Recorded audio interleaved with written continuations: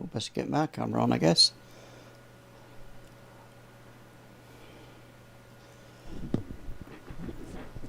We're live, are we? Okay. Can you hear us, guys? Just give us a thumbs up in the chat if you can hear me this week, which will be a miracle if that works. So I'll just wait for anybody. Somebody's saying there's no sound. Just give us a thumbs up. I don't want to be talking to myself. No sound. Why is that? Can you hear, Les?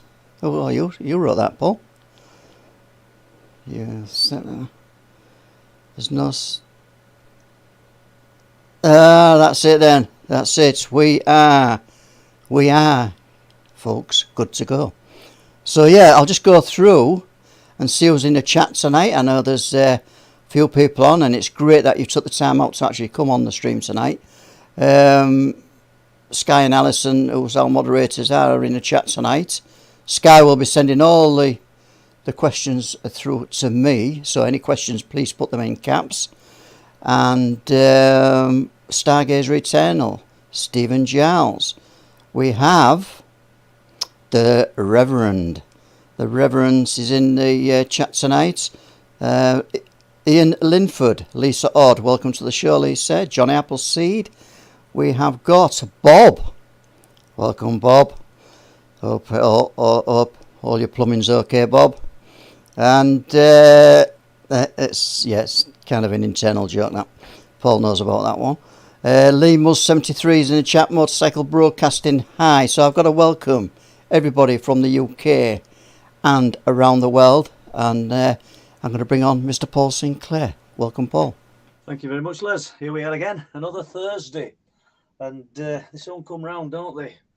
But excellent. Tonight we're going to be talking to Lee Roscoe and Mick McLaren. And yeah, really looking forward to talking to them, finding out about their investigations, where they're doing most of their work, Winter Hill and the areas around there. I'm sure that they can give us a little breakdown at geography of the area before we get into any stories that they want to tell us. So, Lee, Mick, welcome to Truth Proof. Well, hello. Hello. Thanks for having us. You all right? We're all good. We're all good. Good. So, yeah, let's just start with one of you. Any Mick or Lee? What got you into the subject? Anybody start? Yeah, go on. I'll start first. Basically, it goes back. How old am I now? It must be 30 odd years. Well, can I say as well, it's Lee's birthday today. Oh, happy birthday. We haven't got a cake, but happy birthday. There you go. Yeah, thanks for all the people who's wished me an happy 28th birthday today. Thanks very much. Yeah, you mean all them blind people? How old are you? 48 plus 1. 48. Well done. That's all good. Happy birthday. So go on, you were going 30 years we're going back. Yeah, well, basically, I mean, I've always, Paul, basically had an interest in the paranormal, but nothing which really surprises me, because when I was younger, I never used to watch Star Wars, which really it was a massive thing, really, if you were into the kind of that realm of things, weren't you? Space, rockets. I was never really into that. But basically, I think when I think back, all I can think is we were clearing a family house for my granddad to move into. And you know it is, you're young and you start going, oh God, what's in there, you know, what's in this wardrobe? And then I opened the doors, and I was upstairs in the bedroom, and I opened the doors and then moved this pile of old clothes. And there was a book, and it must have been stacked that, but they were really thin. And I thought, what's these? So I just pulled a few out, and it was the Unexplained. And I just started flicking through them.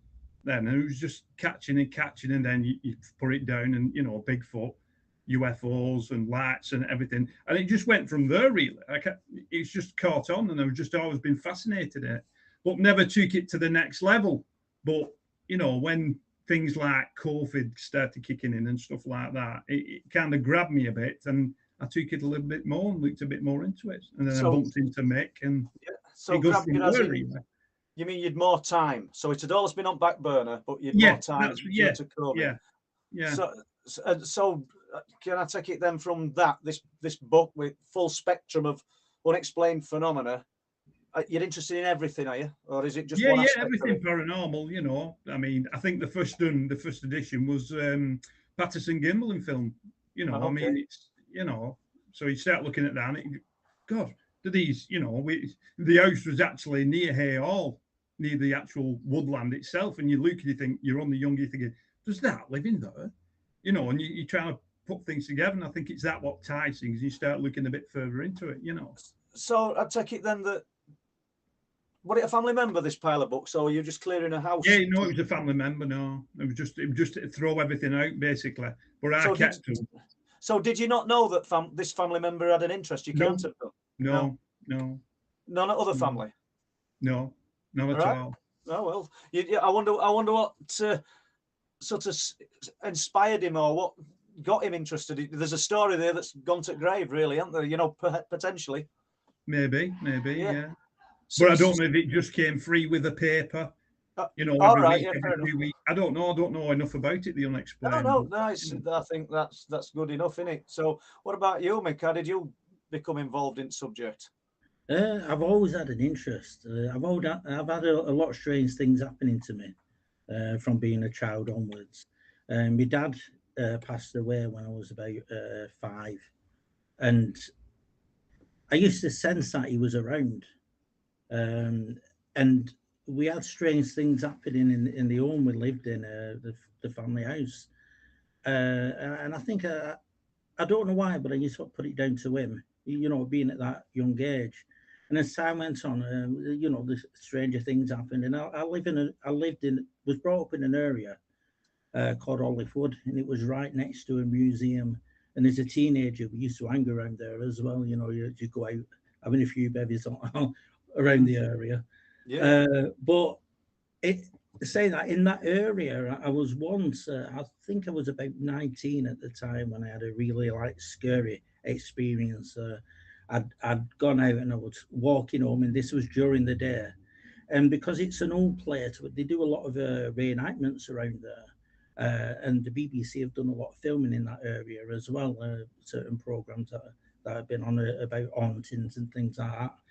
And I was coming home, and there's an old cobble street going up outside of it.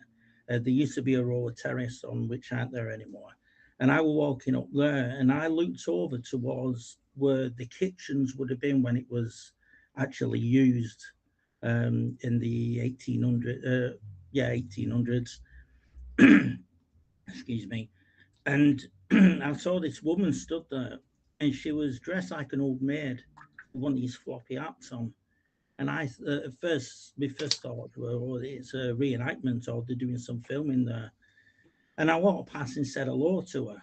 Now she just stared at me, and at this point I was feeling cold. The atmosphere around it was just totally different. And I walked past, and everything warmed up again. And as I turned around, she wasn't there, and there was no one else around.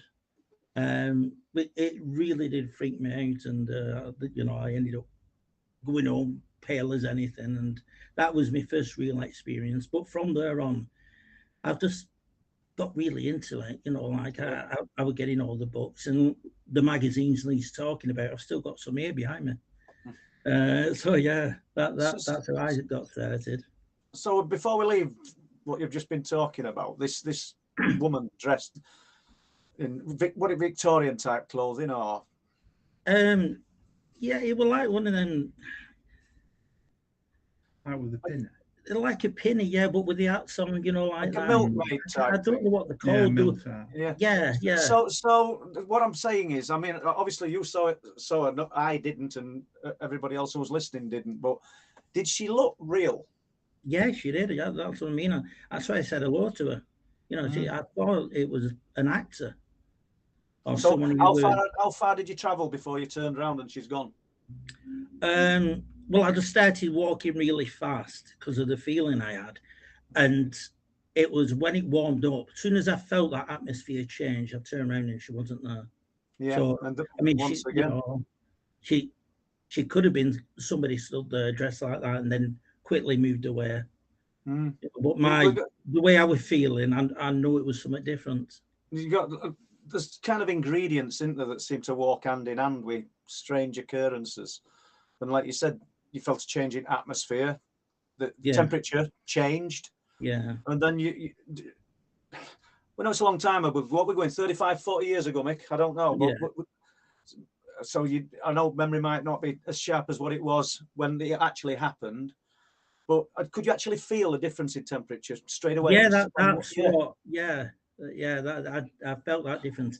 It was a really nice summer's day. Right. It did go chilly. It's strange, isn't it? It really is. So, right, well, let's jump away from that then for temporarily, and let's go to places that you and Lee kind of visit on a regular basis, and tell us about a few of them things. And we've an hour and 45 minutes to get through some of this, so let's be as detailed as you want. So, are we talking primarily Winter Hill or places around that location? Well, we can start off on Winter Hill. Let's start on Winter Hill, but first, Lee, give our listeners who don't know anything about Winter Hill or the geography of where it is, fill them in on it, please. You want to start on the big house? Yeah. Big house would be a good start, wouldn't it? The big house. Well, it means more of the area. What I want to know is, let's just paint a picture of the area, trees, lakes, anything that, and then people can Google it and they can, you're taking them there then. So we got the high hills. Well, I won't say mountains because they're not mountains, they're just hills. They're on the West Pennine Moors. Right. We've got Bolton, we have Charlie, Blackburn, all surrounding these hills. And then the moorland, it's like quite hilly. I know most of the people have watched American Werewolf in London, and you think of the moors like that. That is what it's like. Okay. But we do have the odd wooded area further down the hill, and that's around. We have Brinskull, a place called Tockles, and then we have reservoirs running through this area of Tockles. And then on the other side of the hill, towards Orwich and Chorley, we have the Rivington reservoirs, which are quite long. It's a lovely area, absolutely lovely. You wouldn't think anything strange will be happening around there. Does it get a lot of footfall in daytime? Oh, definitely, yeah. It's very busy during the day, and we got all this moorland, all this woodland, lots of water, very picturesque, and then you're going down as you go down, you're going into towns, villages, little villages all around.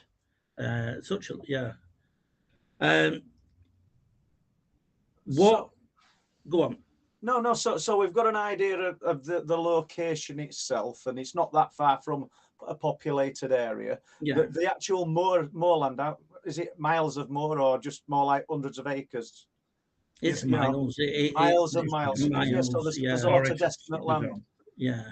So what led you to become investigators looking into unexplained in this particular location? Because I live so close to it, because I'm more or less down at the bottom of the hill, just on the outskirts of Bolton. You just go up the road and I'm there. So what actually got me started looking on the paranormal side, we'll go back to 2012. I went. I've always walked around the area as well, even in my teens. We used to go out and have a good walk around there. But what got me more interested was I went to a conference down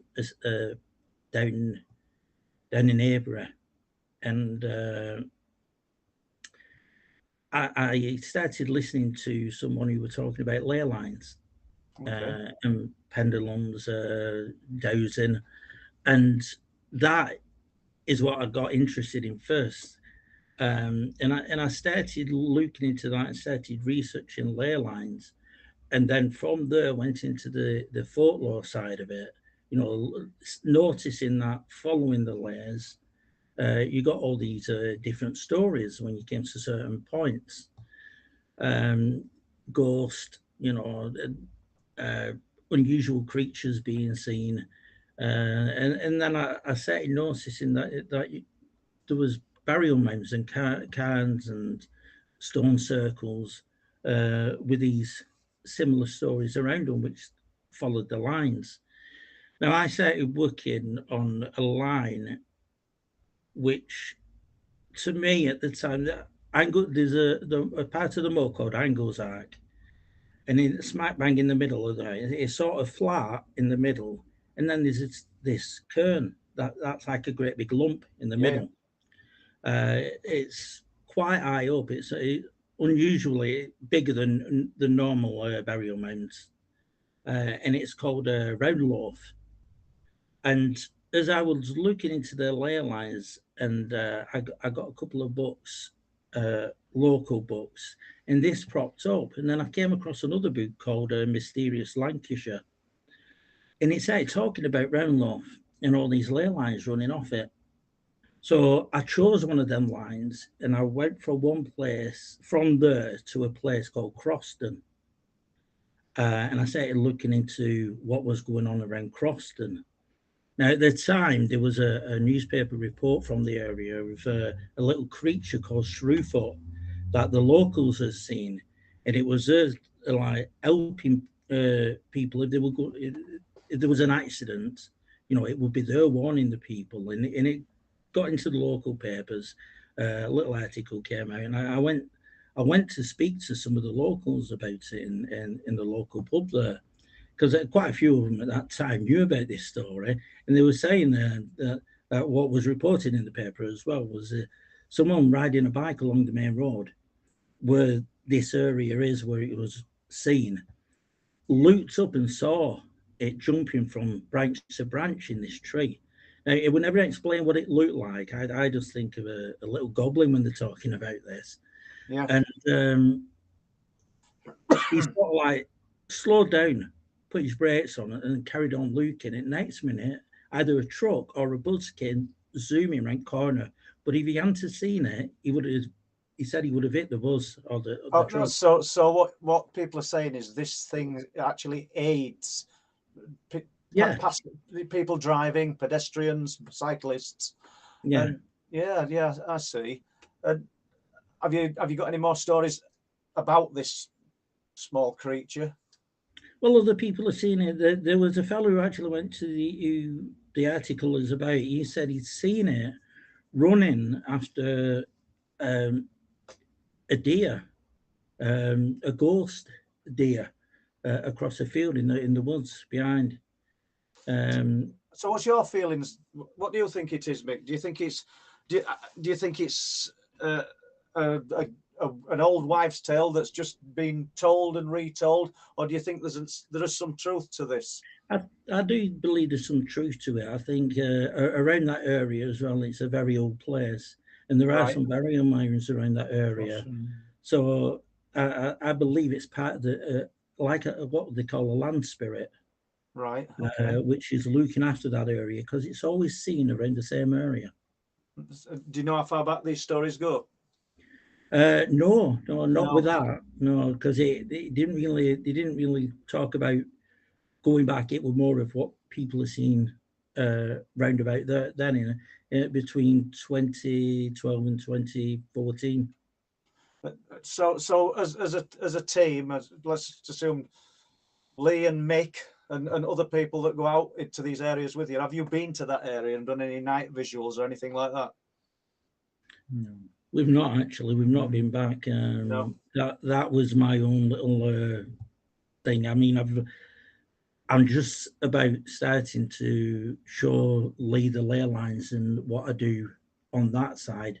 Most of it with Lee is what we do cryptid wise and hauntings and. So before we leave this, then you've touched on the ley lines, which I know very little about. How much paranormal activity do we find around ley lines, and is it a full spectrum of the paranormal, or just certain things that are seen, UFOs or? Well, we do get a lot of UFO sightings around them. Like I say, it could be anything. Paranormal sites. We're going to a place tonight where there is a ley line running near to it, where there's been people have heard a woman screaming there. There's 2 ley lines near it. It sort of runs parallel with the one on the right, which is the one I've been working on. Okay. So quite a couple of weeks ago, I got photos sent to me where somebody had been there camping. They took a couple of photos, and there was what looked like fog in the distance, but it was almost part body shape. And he said that there were no fog that night. We're just taking photos because he felt uneasy as well. He ended up leaving early, from what I can remember him saying. And he said he heard metal gates being shut. Now, there is no metal gates around that area, but they would have been over 100 years ago. Right. The post is still there with the metal hinges, but that's it. So what do you think we're looking at there then? Some kind of repetitive, I don't know, spirit or some capture of a moment trapped in time that keeps repeating itself. Well, that's what I think. But we have been up there with a couple of medium friends, and he said he's felt something there as well, or should I say they've felt things there. And yeah, I think it is recording some. People are seeing some of that's been recorded there, as well as other things out of there as well. Like other hauntings in that area. So the photograph then, Mick, can you actually see something, or have you got it on a website that people could see, or are you not allowed to show it? No, but I will. I'll put it up somewhere. Yeah, I'll put it on the website. So the ley lines, what do they follow? Religious sites, churches, and what? Well, we know most of the churches are built on old stone circles. When Christianity came along, they sort of like built a lot of their churches in these areas around the stone circles to get the pagans interested in Christianity as well. And I believe that the pagans of the time knew of some running through. They knew what ley lines were. That would have been called something different. And I think they built on certain points of these layers what was sacred to them. And because they've done rituals there and they put the energies back into the land, I think it has left something there that's drawn it out. Yeah. So we're assuming that there's something to ley lines. Have you looked? We don't, Lee. But my point is, have you looked at the area, say, where you believe there's a ley line, and where it extends to, and does it pass through other places where strange things happen in other parts of the country? That's what. Yeah, the one I've been working on. Where what we're talking about at first, and I've sort of sidetracked myself. We end up in Croston. Now, as you go the other way from Roundloaf, it goes to another cross on Holcombe Moor, Pilgrim's Cross, that one's called. And I was just looking within that area and came up over 5 different sites along that line. And then I decided to go further to the east coast towards Southport and came across other sites from Croston going to a place called Churchtown. But as I've gone over, it actually goes through Sandal Castle in sorry, I can't remember the name. Well, just give us an example of the sites or a site. I don't mean a list, Mick. I'm not going to put you on the spot. But you're saying it's going through other sites. How do we know that these places are actual sites where the ley line passes? When we came over to Bempton that last time and we bumped into you then, that morning, me and Caroline had gone to Easington because this is where that line ends. It's near the is it the gas place there? Okay, yeah. And we went to where I thought it ended, and it when we got there, it's a church with a stone outside. I don't know if you know where I don't actually. No. Sorry, I'll just won't be a minute. Is it Easington you're talking about, Mick? Easington, yeah. Les probably knows more about this spot than me. Where's Easington?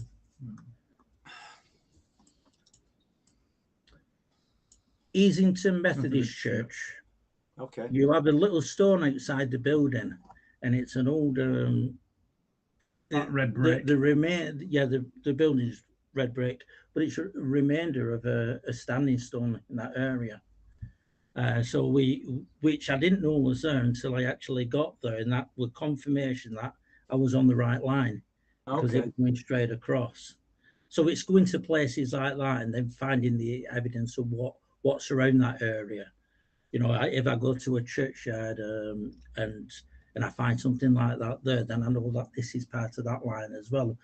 Not only that, there's a feeling that you get when you're going along these places. When you've been doing it so long, because I used to work with a pendulum and work with dowsing rods, and you get to a point where you don't need these things. You start feeling that difference of energy when you step towards these, into the ley lines or into sacred sites, or what I call sacred sites. You like stone circles, burial mounds. So if you like, I mean, I'd like to come back to dowsing rods in a half an hour or so. And don't forget, people listening to this, please send in capital letters any questions that you've got for Mick and Lee. But so Lee and Mick, where you going tonight after this live stream? Back to the well house. To the well house. So do you want to tell us a little bit more about that? And you went on Sunday. What happened? Anything? Well, I mean, it was new to me because I've just really, even though I'm local, I've not really known about it, to be fair. I've just gone past it a few times when we've gone like over to Great Hill and that way. And Mick says, come on, we'll go up on Sunday. So we left lovely Denise and Cooch in the car park doing a sky watch. And then we kind of trundled down the couple of, a mile, something like that, down the road, parked up, and then we walked in. But as soon as you walk into a bit of a drop, and then it starts more or less into like cobble streets, kind of, it's really not strange, but it's really like takes you back. It's like you're stepping back in time. And then the road splits. So I'm thinking to myself, it must have been a really well-known place, because when we arrived, like I said, I've never seen it before.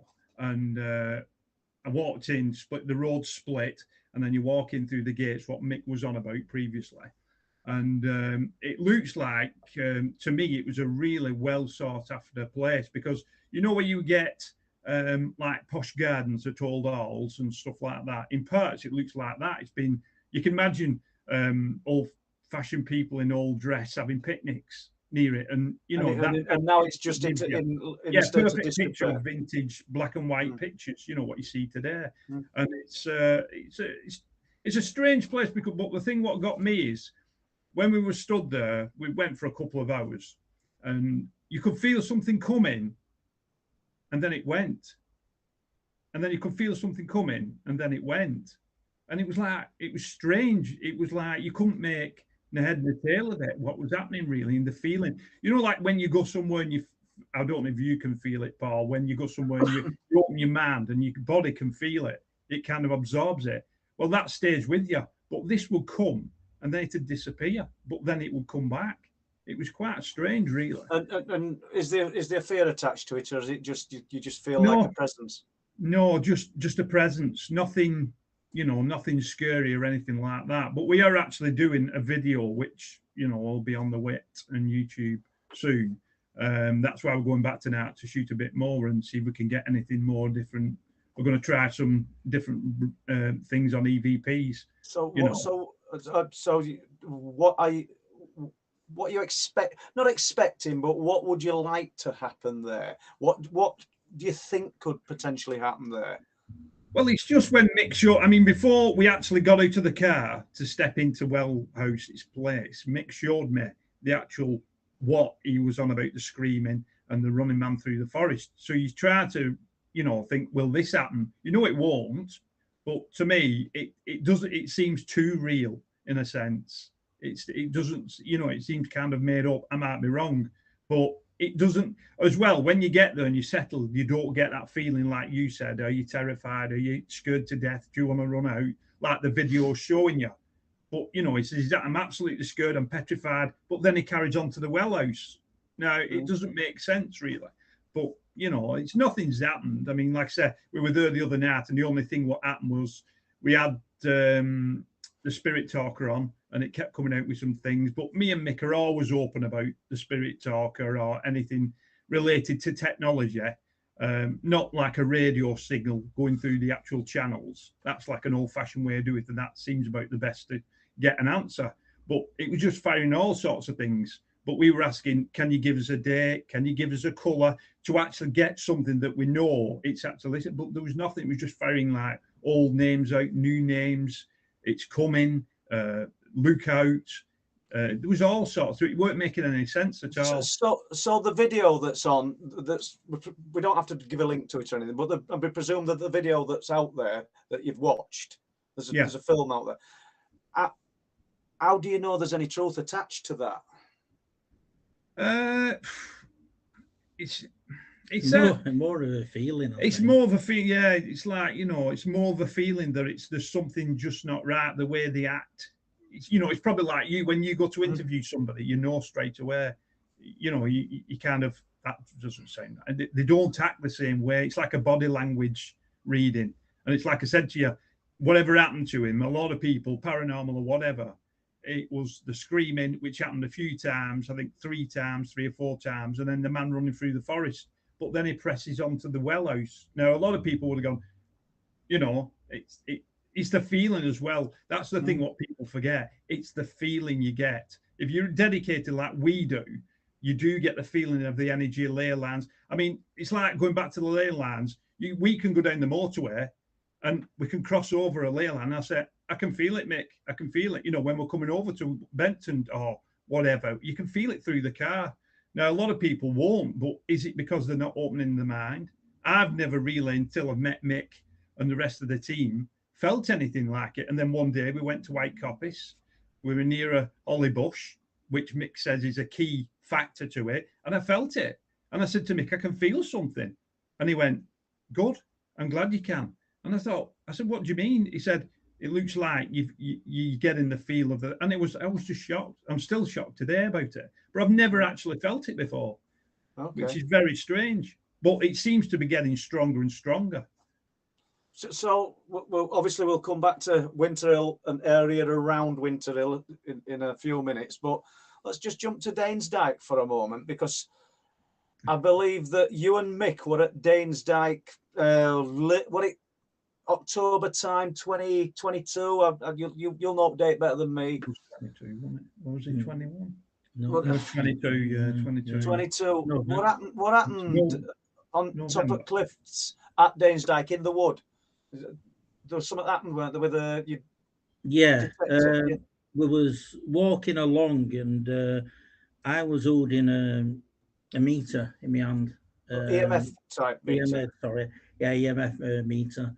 And I was walking along, and Lee actually got this on video, but I didn't want to put it out there because it doesn't look, it looks as though I'm messing around. But as we're walking along, I'm looking at this meter, and it starts beeping, and then all of a sudden it gets sort of like, I feel something pushing into my arm, knocks it out of my hand because I'm not holding it tight, knocks it out of my hand. My hand goes all weird and funny, but I get this tingling all down my arm. I did get a little bruise as well. At that point, I just wanted to leave because I didn't feel, it just didn't feel right at all. Yeah. Because from there we were called going to Benton Cliffs, but we didn't end up. Because I got it on film, we ended up going back to the caravan and trying to rewind and watch what actually happened. and it's very interesting to me. I mean, I've shown it a few people now. I'm 101% with Mick that it does look like he's thrown it, but the people I've shown, it does. Yeah, it does. It's quite strange. But when you actually slow it down and watch it, and I've shown it a few people, and they've gone, "No, he's thrown that." But I said to him, "Hang on, rewind it and let's watch it again." At the point where the EMF meter's going out of his hand and his arms making, watch his feet, it knocks him out of balance. It's not, well, it really, In fairness to you both with this one, I mean, obviously I weren't there, so I'm just what's going through my head. You'd no need to have said any of that. So that kind of makes it a little bit more credible to me, because you could have just said nothing, said, that it got knocked out of my hand, because not many people are going to get to see the film, perhaps, unless you put it on YouTube. So you put yourself out there and said, look, that's what it looks like, but you didn't have to say any of that, did you? You could have just said, you broke the story down and said, this is what's happened. So, it's kind of full credit to you for saying that. Yeah. So, right, let's just jump back. Let's stick in area where... but just to add to that, Paul, before you go off it, that when it happened, Cooch was kind of stood there looking at it. Mick's looking at his arm and said, what the heck's going on? I'm trying to catch it on film, and then I feel it coming in again. That feeling came in again, but it was strong. And in the back of my head, I was thinking to shout, everybody put your back against a tree, and then nothing can creep up behind us. Because previous to it happening, we actually have got, and we've watched it a few times, but we can't work it out. But at the time when it happened, or just before, there was little lights in the trees all the way over, weren't there?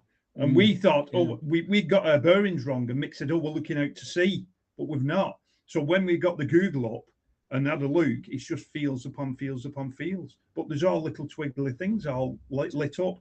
It's quite strange, really. I've got lots of reports of lights in the trees and at Danes Dyke. You may already know this, but there's a ghost of a white lady at Danes Dyke, allegedly. Right. But it goes back hundreds of years. Obviously, I've got not report. I haven't got anybody who's spoken from hundreds of years ago, but they're in documented folklore. Yeah. But I've got people that have said they've seen the white lady, and I've spoke to them, but they've seen a sphere of white light. They've not, but their interpretation is that they've seen. There's a guy, I think I call him Craig Fletcher. I suppose a lot of young men have done this who live in Flamborough and Bempton, and they've been out for a night in Bridlington, around bars and nightclubs, and walk back along cliff tops because it's quicker, and then had to walk through Danes Dyke. And I remember Craig saying he'd seen lots of strange lights. I mean, we can attribute, you could say, he's had a load of beer and he's drunk kind of thing, but there's not just people coming back after a night out in Bridlington. You've got other people, dog walkers and things, talking about seeing lights in trees at Danes Dyke. So that part of it's interesting. But we'll just stop there for a minute and we'll just see whether Les has got any questions from people in chat. Is there anything, Les? Yes, let's have a look. I'm looking on the chat, and I've got to welcome everybody who's just come into tonight's stream. Couple of our guests tonight have got some really interesting stories, and they are boots on the ground, as Paul said earlier, and some great accounts to come. So I've got a question actually from Mark Jones. Now, Mark is asking, what's the guest's views on the Patterson-Gimlin footage? Last week, Barton said he could recreate the footage given £10,000, but could he do that? But could he do that with a tech available in 1967? So that's a good question. So that's a general question for the Bigfoot Patterson-Gimlin film. What do you think? Do you want to say that? I'm unsure. I don't know. No. I suppose it's going to be debatable. Choose who. Me? Because you talk about this more than me, don't you? I would say, hand on heart, I would say for when it was took, for when I've looked into it, one thing what rattles my brains is I've heard there's more actual films film footage to it before it actually seen Stradin walking off, which I think Patterson himself followed it. I believe I heard that as well, but it disappeared into the forest. But to me, I think it's 80% real, I said, because when you look at it, why would you make an upright figure, which the world is going to see, a female? You're just making it 10 times harder than what nobody would dream of doing a female. And another thing as well, if you look proper, if you look proper, you can see the calf in the leg at the back. You can see the muscle move. So how can you do that? Back then, it's physically. I think it's physically impossible myself. I really do. Yeah, I must admit, you can see that muscle tone as she's moving. You can. The way it walks is, if you watch it, it walks the same all the time. Humans really don't do that. Not when they're starting twisting and turning round. Yeah. And at the end of the day, what's Patterson Gimlin film? What at the time, why would you think of getting a hare to go through the American forest? What are you going to achieve with it then? Because there was no social media. It was just, talk to somebody. Oh, they say something, there's something. And then maybe it hits the newspapers and whatnot. But they have nothing really to gain out of it. Nobody was offering them money at the time, were they? Well, I don't know. Playing devil's advocate here, no social media, but it made a massive impact, regardless of no social media. That footage has sort of stood the test of time. It's the benchmark. Exactly. Do you know what I mean? And I'm not going to say it's real or it's fake because I haven't got enough knowledge. And I'll tell you what I do know. To be honest. And on really good authority, you just said that you think there's some more footage out there. I think that there is, and I've been told that there is by somebody in the know. So that's interesting. Hadn't they gone out there to take footage and look for it in the first place? So there will be more footage. They were doing that. Well, because they were researchers, weren't they, looking for Bigfoot? But sometimes I get asked about these things, and I can't really give anybody any advice. They listen to me talking about all these cases, but it's in Paul's bubble, if you know what I mean. Just what I look into. And I don't really look that far outside of it because I've got that much of my own stuff to do. I don't immerse myself in lots of other people's research. I've seen the footage, obviously, the Patterson Gimlin footage, but I wish I could really, I don't know, spend 6 months looking at it and listening to other people's accounts, and then I can come with an informed opinion. But good question, but I haven't got enough knowledge on it. Thank you. Yeah, and I'd just like to put it out there, and let's say you two guys know, or Paul, did he actually make any money out of that bit of film? Was the mega rich after all that? That's what I mean. There's nothing to. If it was social media now, like it is, they'd be fighting hand over fist for it. But then, what was there? There was, another thing is what you see is now you've got all the people in America, us, looking for Bigfoot, but with technology, as in camcorders, electric cameras, night vision. It's on an old camera. It's on a wound-up camera. Now, is that something to do with it? That it didn't, now it may give out like what's it called? Like infrared. Infrared signals, which they may trigger onto it straight away, and we don't. But then it was on an all wound-up camera. So is that something a key to it? Because there's a lot of ghost hunters out there now who've gone back to the old Polaroid, click, wait for it coming, and start waving it about. That's, because they're getting a lot of captures from it, and there's only a little battery in them for the flash. So perhaps we should just trash all those cameras and get around second-hand shops and look for some old cameras. We might have a bit more success. Because you said, don't you? You see a light on Bempton Cliffs, and then you get your camera out, and it's gone. It's gone. Yeah, that's a fact. We've spent months and months with little success. We had success on 7th of Feb and on 14th of Feb, and that's enough. It's like feeding an habit, for want of a better word. That's enough. That'll keep us going and keep us going up there. And I should imagine it's same for you and same for lots of people who are actually actively looking to see if you can find some proof of what you're talking about. But we'll hit Les with another question if we've got one, please, Les. No, that's an interesting angle, that, Lee. I never really thought of that. You know, the technology of the camera itself and the film, you know, it could capture different results to what we're getting digitally nowadays. Yeah, you're right, Les. And I'd thought about it for another angle as well.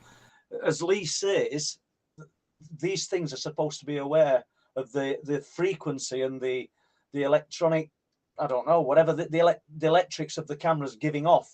Whereas these cameras, I don't know what kind of film would it have been, Les? They're not giving out anything, are they? 35mm cameras or whatever they are, and they're not really kicking out any signals or any hint that they're there. But then you can, once again, then you can say to yourself, hold on a minute, these things seem to perceive everything that everybody thinks. They seem to know your thoughts. People talk about having some kind of intermind communication with these things. So if there's two guys out there with some old cameras that have been good for the day, but old cameras, and they're thinking, we're going to film one of these buggers, surely they're going to know. You know, there's loads of little ways that you can twist it up, aren't there? But I don't know. Another question, please, Les. It's melting me head. Yeah, I've got a question here from the Midnight Golfer, and the Midnight Golfer is asking you guys, what do you know about the Reg Chapman in brackets Sandman story? Do you know anything about that? I've just actually come across that, but I've not listened to it proper yet, so I can't give an opinion on that.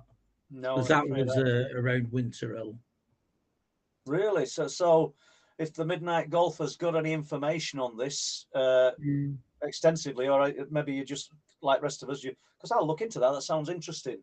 I've not heard about that, to be honest. Yeah, we'd like to hear more about that. Okay, and at just this moment, I've got a question from Patricia Adams, right? But I'm leaving your question, Patricia, until the end, and I'll ask that one. I won't forget it. I hope I won't forget it. I'm leaving yours to the end. Right, so I've no more questions for now, Paul. Right, okay. So, right, well, let's have a look. We've got to stay with area where you guys are mostly doing all this night vigils and what have you. So, what we're talking about, is it Egerton Quarry, the Growls? Egerton, yeah, that's how it's pronounced, yeah. So, give us a breakdown on that. And is it near Winter Hill? Yeah, it's just across about. There's a forest in between, isn't there? Yeah, about a mile, maybe a mile and a half. It's close. It's close. Yeah, it's quite close. This is before I met Lee and Denise, when me and Caroline used to go up there, and before I really started on the cryptid side of things, we were up at Egerton Quarry. It's an old quarry now that people go in there, like for the walks and just having a loot round. You get teenagers going in there having a few bevies at night. But it's out at where, there's a village down at bottom, and then that's going back up into moors again. And we'd got some torches. We just bought some torches because we started night walking, and we thought, we needed a bit more powerful than something more powerful than that, like phones. So we got these torches and we went up there. The night we went up, it was about 8 o'clock, and it was quite dark because it was near the end of the year. And we were walking along, and we could hear all these foxes, the female foxes screaming like they do, which freaks us out a bit because you don't hear much of that, but it just sounds like a woman screaming and coming from this moorland. This is all we could hear. So we like carried on with torches, watching what were happening. And as we got further to the quarry, now, we didn't go down into the quarry that night. We stayed up on top because we started feeling a bit freaked out with this, because we'd not been long going out on night walks. And this is the first time, we'd heard noises like this. And we were heading towards, at the top of the quarry, there's a wooded area which runs along the top and right down to the road. Then next to that, there's a field. But along this path, you've got a golf course on this on this side with a bit of water running in between. So you can only go along the path. And we got so far, we got near the trees, but before we got to the trees, we could hear all the crows, because there are lots of crows in there. You see them during the day just flying around. But we heard it in the distance, and as we got closer, we could hear them really like loud. At first, I thought it was because of the torches, disturbing them. But we turned them off for a bit because it was dark, but out of the trees, and we got a field on one side. We could see a bit where we were walking. We got to the top of this path where where the woody bit ends, sort of thing, because the path runs along the woods. We decided not to go through them because of the noise and getting a bit worried. And as we got to the end and we walked towards a field, we heard a growling coming from the tree line. I shot my torch looking. Couldn't see anything, but like it sort of worried us, and we started walking a little bit quicker. But as we were walking down, we could hear something moving along the bushes, following us within the bushes. Yeah. We got fair enough to feel a bit safer, but we're still on an open field. I shone the torch again. I couldn't see anything, but as we carried on walking again, we could hear it going through these bushes and like banging into trees. So we got down into the car and we decided, like it's time to go home, sort of thing. We've never walked that fast before. We couldn't run because the ground being unsteady. We just walked really quick. We went up the day after, and we actually went on the other side of the quarry. We went into the tree line to look to see what it could have been, because it started. It was like a low grumbling growl that just got louder. We couldn't feel it, but we could, it was there. It was loud. And when we went back into the tree line, we started walking through, and we came across this area where there was one of the crows that had its head removed, and it was lying down with its wings out, with all these twigs around it. Like how you would start a fire and put the paper in the middle. It was like that with the twigs on top. And then as we went into the quarry, there was a lot of silver birch, which were quite thick, really, really thick, that had been snapped so far up and been knocked over.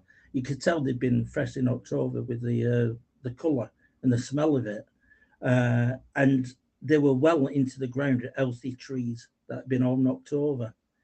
So that was my first inkling, my first wanting to get back out there and start investigating more on the cryptid side of things. So are you of the mind then that this was something cryptid related? You must be. At the time I was. I still am a little bit, yeah. We go up there, we've not seen anything since. What are your views on the crow though? That that could be, I don't know, some kind of strange work of an individual, couldn't it? Like, yeah, me, Les, I don't mean me and Les strange people, but do you know what I'm saying? It could just be the strange actions of somebody who's found a bird and just done. I can't get my head around how that it would be paranormal, Well, at the time I was thinking witchcraft, all right, that sort of thing, and and whether the reason I'm saying this, we've got in that area of the quarry. This is another reason we went over. We've got the first recorded ley line in Lancashire runs through that quarry and goes up to a stone circle at the top, and it goes through the place where I was brought up, where I saw that woman stood at the door. Right. So I thought we'll go there and have a look around that area, only because of the ley lines we were interested in, and being growled at and talking to other people about it. I sort of like started thinking the cryptid way. But as for the crow, I'm unsure whether it's just probably just a coincidence that you come across something unusual. that morning. Don't forget about that wind as well, the gifting. Yeah. Along there, we used to go in there during the day, me and Caroline, and we'd go in because we are pagan, and we when we go to these places, we like leave things behind for the spirits of the place, and we left little gifts there. So we've always been leaving these gifts there. And this one day when we were there in that place where the ley line actually goes straight through, we'd left a little offering there. And as we put this down and we walked away, there was a wind. That day there was no wind, but the trees started moving on the left and then on the right and then on the left, as though something were coming towards us, what we couldn't see. And then all of a sudden it like we felt it, this wind blowing our faces, and it just completely stopped. At the time, the way I think being pagan, it was a spirit of that place saying, "Thank you for leaving this." Okay, so once again, you can see my knowledge on pagan, the pagans. So, is that something that you do often? Leave gifts and offerings in locations that you go to? Yeah. I think my wife must be a pagan. Yeah, seriously, we go for walks and she takes little stones and things. She obviously, and she loves it. She'll leave them in forks of trees and little crystals and all sorts of things. She's always done it though, but with no thought about any offshots of any religion. That's just kind of thing she does, but I'm going to tell her what she is now. So she's told me what I am lots of times. There was also, Paul, as well, when I went with Mick and Cooch, it was quite strange because you go through a set of gates which somebody's just cut through, so you just step through the gates and you drop down to the quarry, but right on the edge before you come to the quarry, it's like a bit tree, but not like big trees, very low bushes and whatnot. But there've been trees which have been cut. Right. But then when we put the EMF meter near it, it was like radiation was coming off it. It was weird. Yeah, we were getting a signal with the EMF. Yeah, that was quite strange. And then when we went back again, the radiation wasn't there.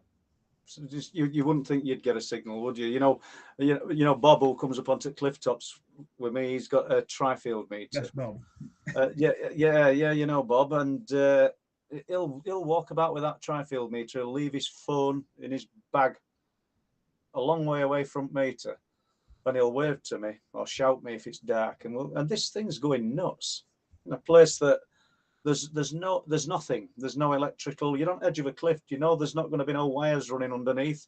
There's no power cables. There's nothing, and it kind of makes you wonder why these things happen. And you can walk past it, then walk back, and there's nothing. Then you know what I mean? It's just at certain times.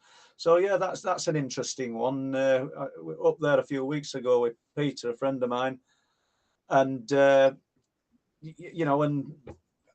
Les just gestured something. Then I don't know what he's gestured to me, but anyway, walked up there a few weeks ago with Peter and a friend of mine, and Bob, and he'd got the meter on, and he amazed Pete because this thing were literally going daft. Do you know what I mean? It's but with nothing electrical around it. So yeah, fascinating.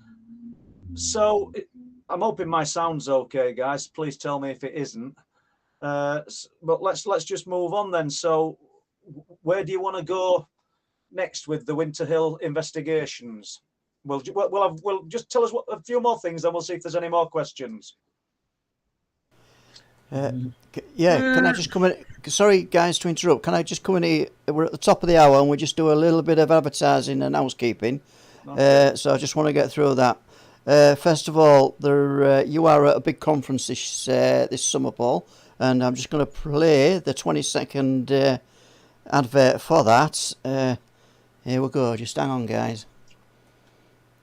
Hello, Paul Sinclair here, and I'd just like to say that I'm very much looking forward to speaking at the Forbidden Knowledge World Tour in conjunction with the Awakening Expo in Manchester this year.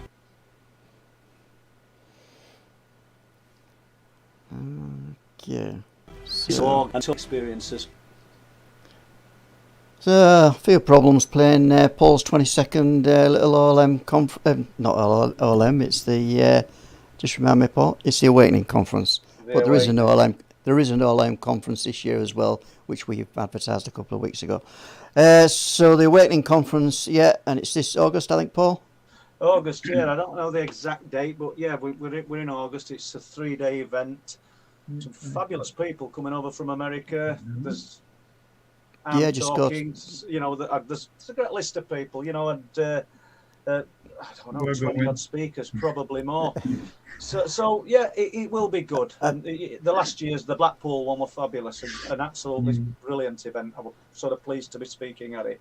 I've also been invited to America to speak at Josh Turner's Bigfoot conference. I'll have to see whether I'm going to be able to get to that, but it's very good of Josh to invite me. And yeah, I get invited to quite a few, but as I say, I just live in Paul's little bubble. So if anybody who's come on the stream tonight and doesn't know anything about Paul Sinclair, if Paul can tell us a little bit about the website, what they can buy there and what they can do there when they get there. Well, primarily, Don Lodge puts everything on the site for me. It's truthproof.uk. Don's the webmaster and makes sure everything gets on and looking shipshape for us.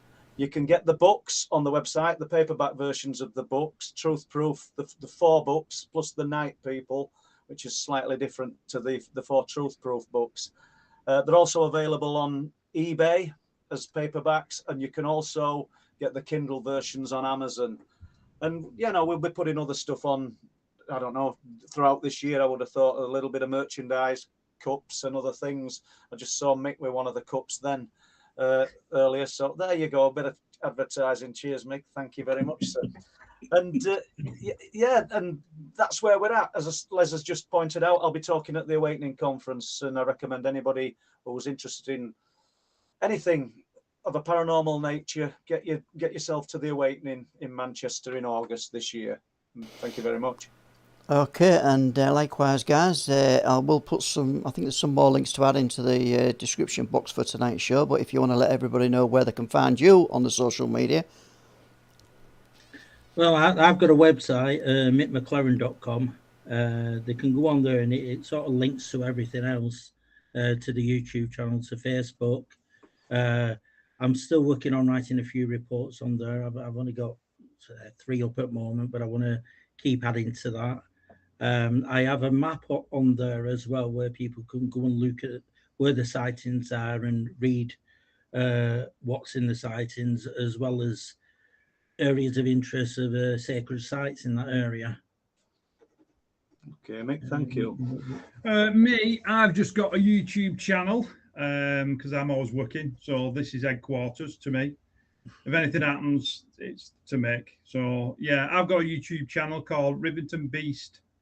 God, get me ever in there. Rivington Pike Beast, sorry. And also we started something which is that what you're known as? What? Rivington Pike Beast. Yeah, Rivington Pike Beast. Yeah, it's him running about up there. It's me, that's me. No, they call me what do you call me? The mountain goat. Yeah. Because right. I'm always off. I'm always shooting off. But no. Sorry for cutting across you there. No, it's all right. No, everybody likes a laugh. But no, so there's YouTube, and we just started something else, which is the same, but it's just like with news, which we try to, if there's any news, say we can get a 10-minute thing together, or half an hour. It just keeps people updated so you can find out more. Same as you, same as the shows, what's coming up, just to keep people, in the world of the paranormal. Your channel, you can get to Lee's channel through the website as well. Yeah. Your channel itself, you can find it by just putting Lee Roscoe into YouTube. Lee Roscoe as well. And obviously, if you like it, like and subscribe to Lee Roscoe's channel, and likewise, Mick McLaren and the Winter Hill team. Excellent. Okay, yeah, and I've got a few questions for later on, and I'll let you carry on, guys. Yeah, well, it's all good. Where were we before we started on that? Egerton Quarry. Egerton Quarry. So how far had you gone into that? not really been back, to be honest, have we? No, we tend to go to an area. Well, like we'll get in touch with each other and say, like, where we're going tonight, like, which area should we go to tonight? So we go to the different areas, and we don't all just concentrate on one all the time. We tend to go around the hill. So you say we, Mick, you say we, who's we? Because I can see two of you. How many? I know you've mentioned Caroline. There are four of us all together, the Winter Investigation team. There's me, Lee, Denise, and Caroline, who you'll keep hearing Lee saying Cooch, because we all call her Cooch. And Denise is lovely, Denise. Yeah. Excellent. That works. She's lovely. So what, during this process, do you split up, or do you stay as a four usually around these areas? A bit of both, really. Yeah. Sometimes we'll split up into two or four, and then one of us will just wander off, and wherever it takes us in that area. Okay. And if we see anything or hear anything, we just shout to one another, don't we? Well, we've got walkie-talkies as well, don't we? Yeah. Right, so let's jump away from that. Tell us about the Wigan Flashers, and I know they're not people. So I know. Well, the Wigan Flashes itself, it's a wetlands. Before it was just plain fields, and because of the mines underneath, they collapsed in places, and there's like little reservoirs here and there, and a lot of like walking paths, and in 2019, I think it was 2020. Sorry, a fellow called Paul got in touch with me, saying he'd had an experience over there, and I spoke to him a couple of times on phone, and we text one another, and then I went over meeting him, and then I did a video which you can see on YouTube, me interviewing him, and he said he was walking along an area where he goes feeding the birds around there, because in that area he's known as a birdman, because he's been going there for like 30-40 years, nearly every day. Even through COVID, he would go in there feeding the birds. He said, well, this one particular day, like he was there feeding, and he felt everything went deadly quiet, he said at first, and then he felt all the hairs on his arms and on his back like lifting up, you're getting goosebumps everywhere. And he said he thought he heard an humming sound, and it was like a cloud had gone in front of the sun above him. But as he looked, because he looked up half expecting something moving over, and he looked up and there was nothing there. But he said it got darker.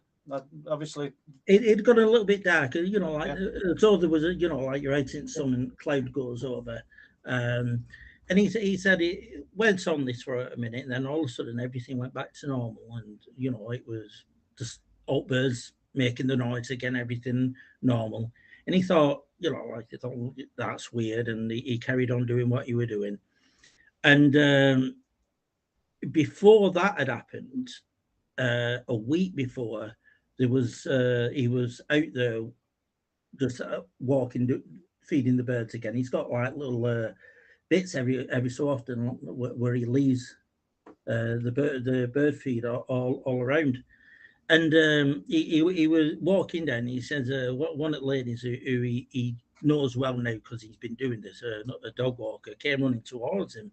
And she looked really worried. And his first thought was, she's in here on her own with dogs. Has somebody tried attacking her?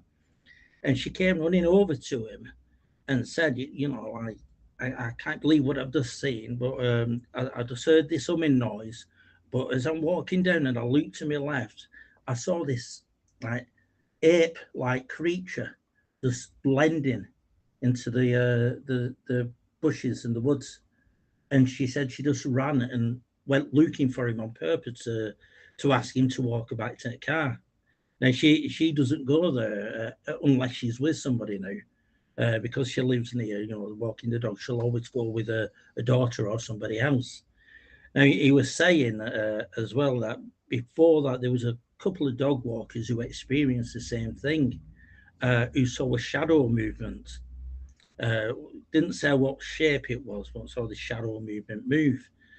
And a school teacher said that he once remembered a woman running into the school and the police getting involved, saying that she's seen an ape wandering around this area, and they were going to bring the police in, and then they were going to bring the helicopter in, sorry, and they decided not to because it's only too much of an hoax. So this hoax, we're not saying it is, Mick, but this hoax then back then, it sounds like there's another 4 or 5, 6 stories. Have they spread since that story, or is there some before it? It's there is one before it which stems back to 1997, where there used to be a glassworks there, and they had there's a lot of unused train tracks around there now, because he used to bring the materials in for making glass and then make the glass at the factory. And this fella and his friend who were working at that time, and you know what it was like then, you know, like they were working shifts and they were working through night. So this is about 12 o'clock at night, and they'd finished what they'd been doing for that night. So they decided to nip out around the flashes because they could just go through this fencing and go for a walk and see if there's anyone night fishing and have a chat with them. And they were walking down towards the canal, which is the Leeds-Liverpool canal that runs through Wigan, runs through the centre of the flashes. And he said he were walking down with his mate, and they heard what sounded like some of the other work friends going behind. So they thought they'd hide in bushes and wait for them coming along. And he said as they were looking over, they saw this what they thought was a big fellow who'd been weightlifting. About he looked, his friend who was with him was a weightlifter, and he was 6'4", and he said he looked even bigger than him, and he was stood there. This thing was stood there, and it lifted its arms up. Now he thought he had one of them old-fashioned, you know, cowboy coats on with tassels that hang down. And he said, as it lifted up, that's what it looked like. And then he realised it was actually her, and it wasn't a coat it was wearing. And it started screaming, but it was like a long scream dying off in the middle, and then it went into an higher pitched scream. He said at this point, their eyes started watering, and he just felt as though, you know, like he just more or less collapsed to the floor with the watering eyes, and his friend as well. He said before this happened, just as this was happening though, the atmosphere in the place changed. He said you could hear the factory, you know, like the noise of the factory. Then all of a sudden it was quiet, no sound at all. And then this thing was screaming at them. He said as they rubbed their eyes and they could like start seeing again, it'd gone back to normal, and this thing wasn't there. That's a crazy story, that, Mick, isn't it? You know, an interesting one, and close to a population, close to a working environment as well. You know, and that's my old school, that, Paul. So when that report came in, I used to do cross country all along the back to the canal. I used to even jump in the lake, swim to a void in the middle and swim out. So I knew it like the back of my hand. So when Mick said we've had a reporting behind Oakley Hall High School, I was like, come on, let's go. So I got there and I thought it just didn't register. And all come to all, it's been used as a landfill since I was at school. So it looked totally different. It's all lifted up now. Right. But it's like Mick says, it is all mine shafts and stuff like that. But there actually has been another sighting of somebody I've heard. He is a witness, which I've heard through somebody who I really know at work. But he won't come forward. But he was just trying to clear his head one night, and he said he saw somebody. It looked like fishermen, and they kind of went into the water and just disappeared. But apparently he's seen all sorts around there because he likes walking to clear his head at night. Yeah. Well, when you said on about earlier, the flashes, and I'm thinking, because we've not gone into detail, I genuinely thought we were going to be talking about some kind of light phenomena. Yeah. But now I realise that we're talking about areas of water. And I don't know whether listeners sort of switched on to that as we were going through, but yeah, because you know, in Doncaster and places that I used to live, there was a place called Sprotborough, and we'd have the Sprotborough Flash, which, you know, are areas of water. So we've got the running water connection. But you've also got Peddington Flash, which is a few, I don't know, a few miles further on.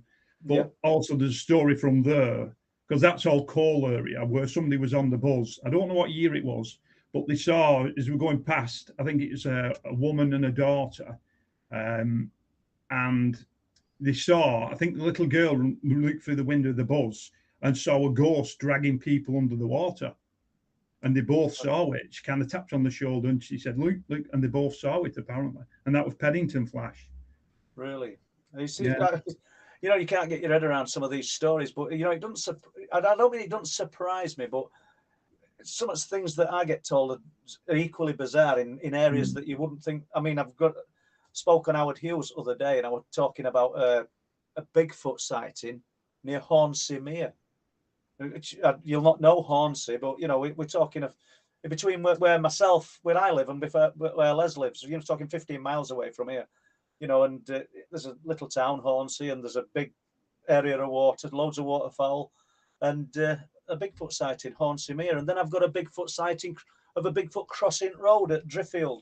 The ones I've only never really touched on, that I'll talk about at some point. We'll maybe do just a question and answer session on Truth Proof, and we'll get through some of these. I've got some brilliant sightings. I've got one from Deepcar in Rotherham that I'd love to talk about tonight, but this is your guys to talk to us. But and that's I'll touch on it because we'll talk on it in depth in next week or two. But this is a UFO sighting, a second UFO sighting, aliens sighted at Warncliffe Crags, and that's all they can be described as. This lady Deborah's given me this detailed account, and if she, I don't know whether she listens to these, but of these things climbing Warncliffe Crags like caterpillars. She said, have you seen how caterpillars move?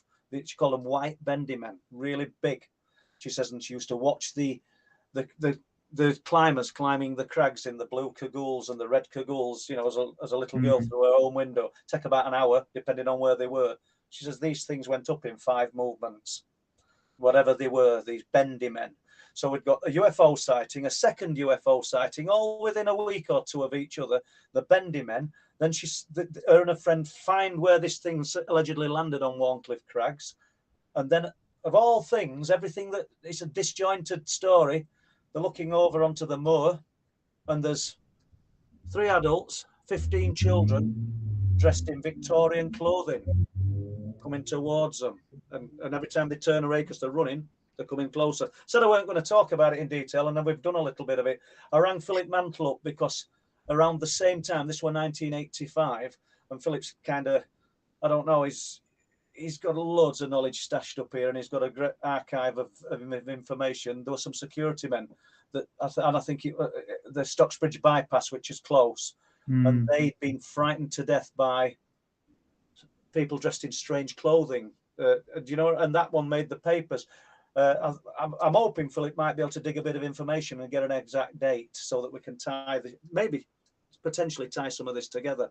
But let's just jump back to you guys. Sorry about that. So, what you talked about the silence, you talked about witchcraft earlier, but what we never touched on in these areas where you are, have you had any cat reports, as in big black cats, puma type reports? Yeah, just recently, someone telling me about it, but as recent as 2018. Okay. Which both of them used to work at the quarry near where we termed the kill field, where we found lots of sheep that had been like attacked there.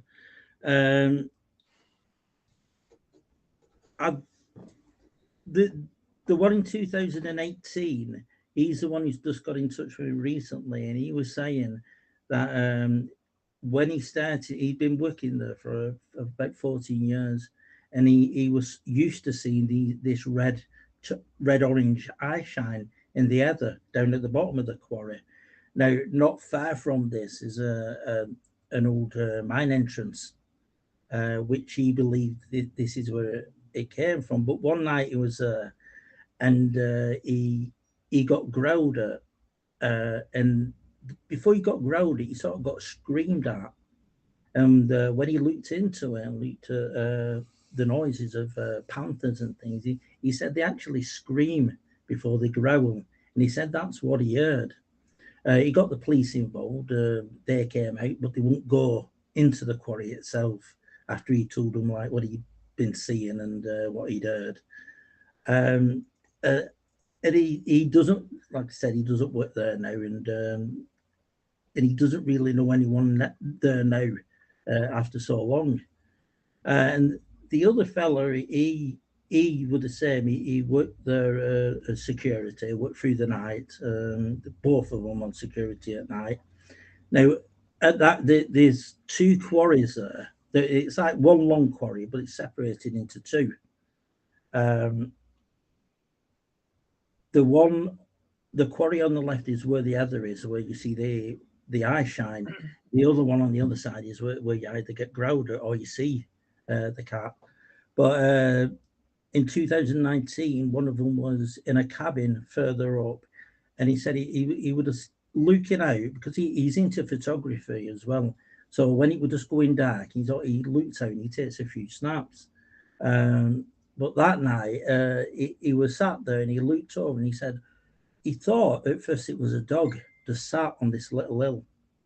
And he looked over and he realised that he said it was the shape of a domestic cat. You know where the heads, you can see the head going down. And it was sat like a domestic cat would say. And he says, no way it was a domestic cat because he wouldn't have seen it if it had been. This were big. And he saw it like get up. He said he saw it stretch and then walk off like you do see with cats. The day after he went over to it to see if there were any footprints or anything like that, he didn't see any.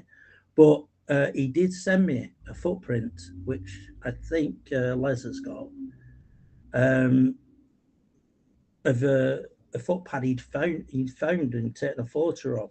Now, in them quarries, you're not allowed in with dogs. No. So it's not a dog print. Because with them working nights, you don't have dogs in there as well. You know, like they're just normal security without dogs. And he went up, and that was the year that we came across the dead sheep as well.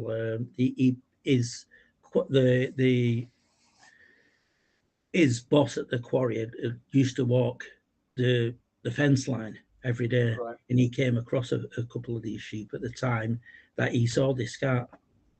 So, did you look into the sheep kills at all, or? We've looked in. We've found out who the farmer who is, and he doesn't want to talk to us about this. We've got quite a few photos of what we've taken and up there looking at, and sent some of these photos off because I do have a picture of a jaw with two like bite marks in, and I would try to find out if it was canine or whether it was cat. I was told it wasn't cat, and I was told it wasn't dog, so I don't know. I'm still unsure about that. But I will be talking to, I don't know if you've heard of Mike Potts. I've heard that name, I don't know Mike Potts. He's sort of like, he looks into this sort of thing with big cats, so I'm going to meet up with him at some point and show him the photos and see what he says. Because one of the sheep, it's only looking recently, and you know, because they're not nice things to look at, but looking at and zooming in, you can see what look like puncture marks on each side of its throat. Yeah. You know, so yeah, I do look at them, but not every so often because they're quite disturbing.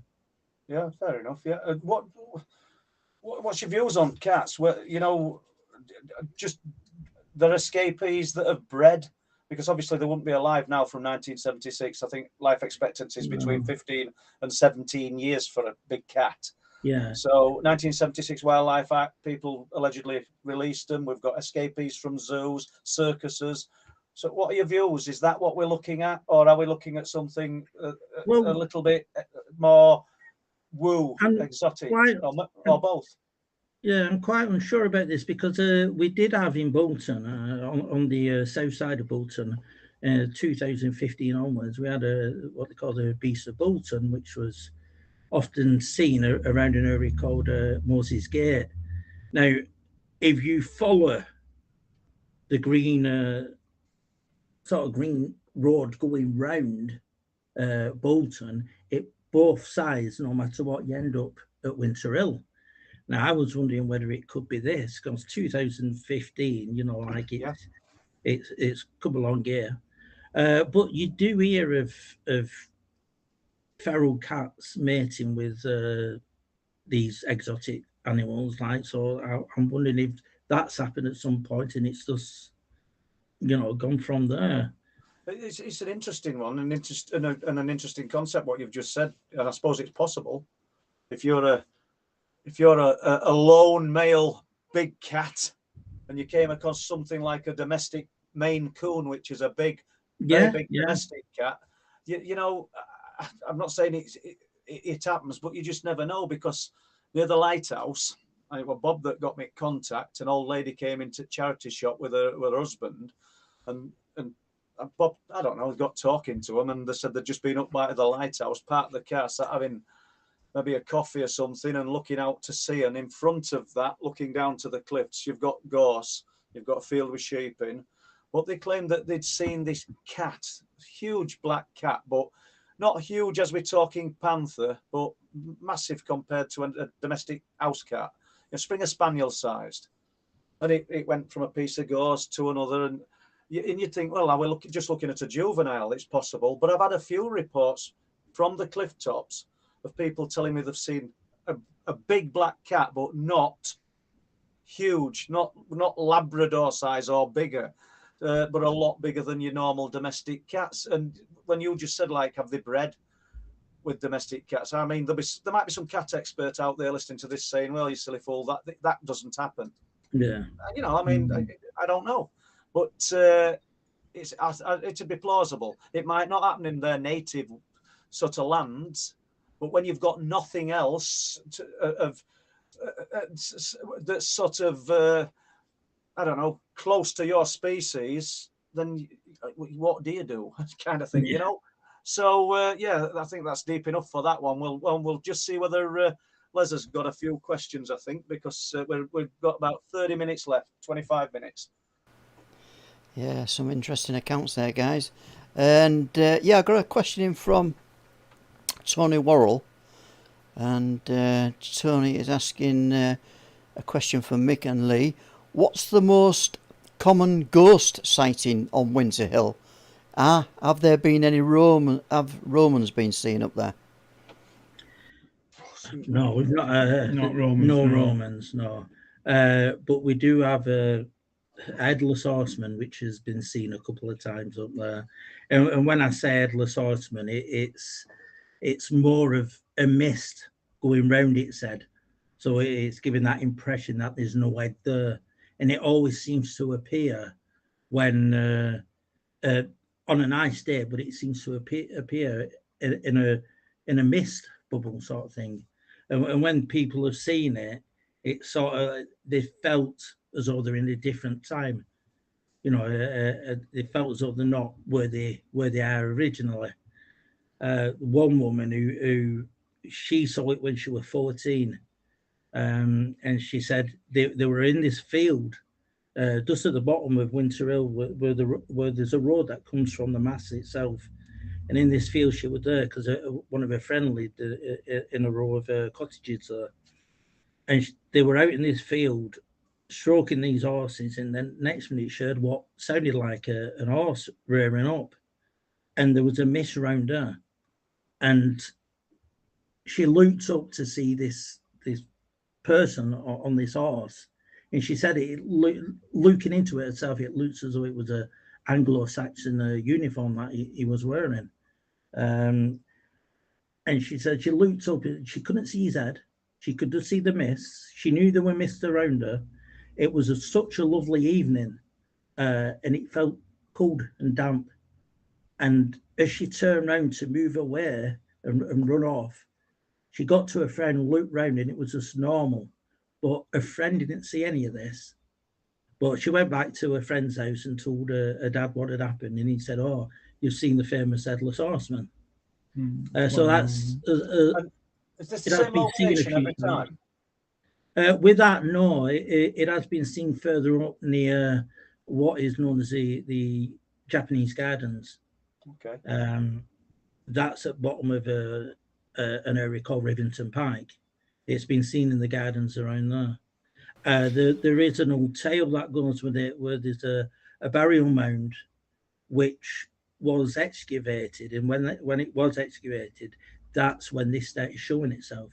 Okay, right. Some kind of disturbance. Don't forget Pat's question, Les. Yeah, I know you said you'll save it till the end, but so I'd just remind you. That's very interesting. That, you know, the Headless Horseman, does it appear at our ground level? Because, you know, when people report seeing rows of Romans marching, they're usually the chopped off at their knees or something. So is it at ground level, the Headless Horseman? This is at ground level, yeah. And no, I haven't forgotten about Pat's question, Paul. I did hear a story. I was reading one the other day about. I know it's not near this area, but it was Eppingham Forest down south, and a woman was coming home one night, local, and an headless biker is said to roam the countryside round there in them areas, and she actually thought she'd hit it, and when she stopped, the sensors on the front came on, as if she had hit something. So she thought, what should I do? But she knew the story. So she kind of trailed on a little bit. But for about a mile and a half, the front and the rear sensors on the car were going off, as if it was sensing something. But that was a headless biker. And he hates cars because obviously it must have what's killed him in previous past. Yeah, which is interesting about the headless stuff. Yeah, I'm just going to... Tino just made a remark, actually. Well, a little bit earlier. Welcome to the show, Tino. An avid viewer, listener, as always. Lee, Mark... right. Old magnetic tape recorders are good for EVPs, apparently. That's what he's saying. Like all radios, isn't it? Yeah, okay. So there, let's have a look. Let's have a look where I'm up to now. EVPs, yeah. Right, going back to the ley lines, guys. So it's from Steve Trees.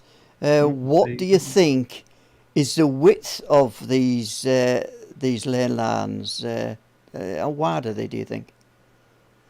And that's for Mick, I think he was saying. I think with this, what I've come to learn is, you know, it depends what time of year it is. I know it sounds mad, but when it starts coming into autumn, they seem to be stronger and wider.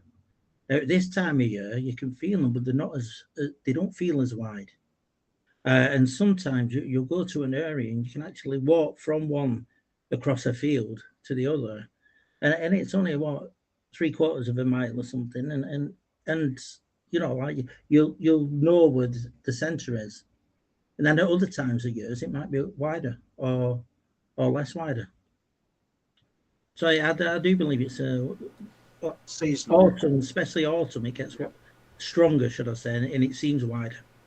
Right, okay. Patricia Adams, right, has got a question in. Guys, what's your favourite piece of equipment and why? Mine's my psionics. As Paul knows, you know, like you've got one yourself, haven't you? Yeah. It's you know, when we're out there and it's dark, we just put it up to your eye, and it's almost like daytime looking at things. They're different colour, but they're a good bit of kit. Yeah, they're really good. Yeah. And what about you, Lee? Me night vision Pulsar 38X. I think it was dear, but I think it's worth You know, I've never really caught much on it, but it does, you know, go for long distance, which is really, I've caught some stuff which you think, what's that? So I will put that device down as top to me. Yeah, I would.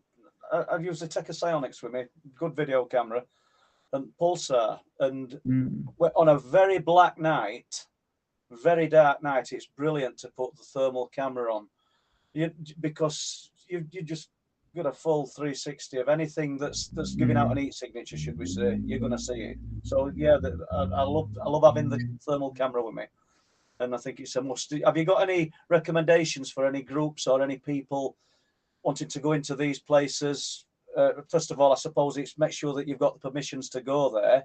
But any particular things that you think they should heed, or warnings that you could sort of advice you could give people? Don't go on their own. Basically, that's. I mean, we probably do it. I've done it. I went up Winter Hill in all that snow not so long ago, but it was one of the best nights I've ever had. But when I put the video up on my channel, a lot of people said you're brave as anything, but it didn't feel like that at the time. But you've got to have your wit against, you know, about you've got to. I mean, I was hoping with it really snowing that something would creep up behind me and leave footprints, but it didn't, you know. But still, you have to be there to, you know, cancel it out, kind of thing, you know. Yeah. I think going to that area during the day and getting used to it. So if you are going out at night, you've got to be careful where you walk in. You're getting used to the area first during the day, definitely. Yeah, that's an excellent bit of advice. Any more questions, Les? Yeah, Patricia gets lots of questions in here. Patricia Adams writes, could you tell us about your visits to the Wigan? Now, I don't know if there's a letter missing out this word, but you guys might know. Flashes, or it's spelled FLSHES. You've done that one? Yeah. Right, yeah. Yeah, okay. Was I out the room when? I don't know, mate. No, they talked about them quite a bit. Right, okay. Yeah, mate. Right, okay, well, I'll move on. And the question from Alison Buttle. Lee, Mick, what is your most frightening experience? Bempton. Really? When we came up to Bempton, and we had eyeshine watching us, and almost it felt as though it was following us back. I didn't see. I saw the eyeshine and I saw shadow movements, but I didn't see what Lee saw. So I was ready to be running across her and having a look. But when we came, it was more of the afterthought when I got back how frightening that night was, because at the time your adrenaline's going. We were feeling all these strange different feelings, and we got to the car park and it felt as though this, whatever it was, like an entity type thing, it seemed to be surrounding us and all around us, and then it seemed to be moving away. But we did feel safe on the car park. But when we was out on the field with the psionics, I caught something which I didn't see until we got back, and it was like a shadow person moving, and I quickly caught that. It was more that night after Lee saw what he saw, and I saw the eyes shine in these shadows, and there was Nat and Pete who was with us. They saw the eye shine as well. They saw something different than what I saw, and Lee saw something different than what we all saw. You know, it was a strange night. We all saw it, all in a different way. You're perceiving like something different. Yeah. Like I said, we meet with shadow, and I didn't know whether that was because I had the psionics out, and you know when you move it away from your eyes and you're a bit blind after a minute or so, but you keep putting it up anyway because you don't want to miss anything. But what I caught on the psionics, what looked like when you really look in and zoom into it, you see the back end of a cat's tail. But what looks in front it looks like a deer running, which you wouldn't put them two together unless one was hunting the other. Yeah. But that night, it was quite frightening, because when we got back to the caravan we were staying in, we actually felt it come over us again as though this thing was outside. Mm. Do you think, and this could apply to me as well, so I'm not just saying it to you guys. If you get like a bit of a scare, a bit of a fright, how much do you think builds up within a person, and some of it might not be entirely the phenomena, more fear induced inside the person who's just had this sudden shock. Do you know? I've been up there and felt fear a couple of times in all the years I've been up, and I don't know why I've felt it. I was up there with Steve Ashbridge probably 2015, and we were way in the middle of nowhere at 11:30, 12 at night, and it just come over me. Really unusual for me. I'd been up there on my own. I said, we're going to have to go. And I don't know whether that's some influence in itself, or maybe I've just had a few thoughts going through my head of some story somebody's told me, and you've just actually frightened yourself. I don't mean you guys, but, you know, I think we could all fall victim of that, and including myself, I've you know. done it myself, yeah. I went camping at the end of last year, and I went on my own to Roddlesworth Woods, where this well house is. It's quite a big area. It stretches on for about 4 or 5 miles. It's just woodland and reservoirs. And I found a nice spot to go camping. And I thought what I wanted was the experience of fear, what the people would feel if they had an experience.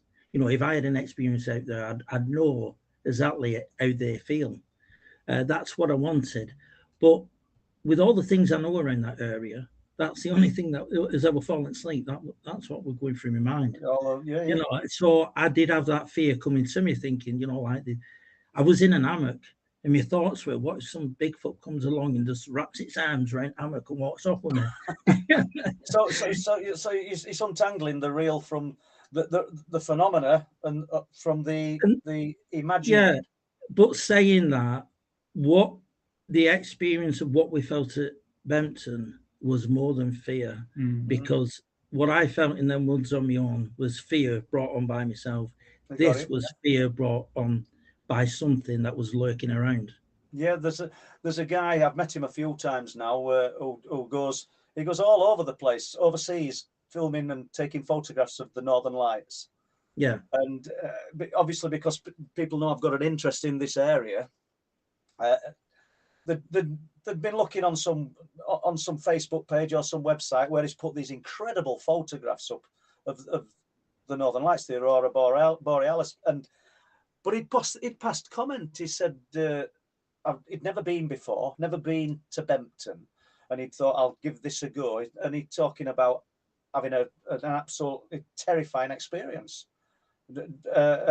And himself and this lady who was with his wife, they've seen this figure of this person just stood in the darkness in the middle of nowhere, watching them. Now, it could have just been a person. It could have been me up there, but it weren't. Do you know what I mean? But they perceived it as being very tall and a kind of weird shape, and in the end, they just packed things up and left. I mean, there's nobody up there, you know, in these places, unless it's me and Bob Brown, because we're up there, and Peter, we're up there an awful lot of the time, but we don't go up without lights. And this guy, never been up before, has this weird experience and this fear.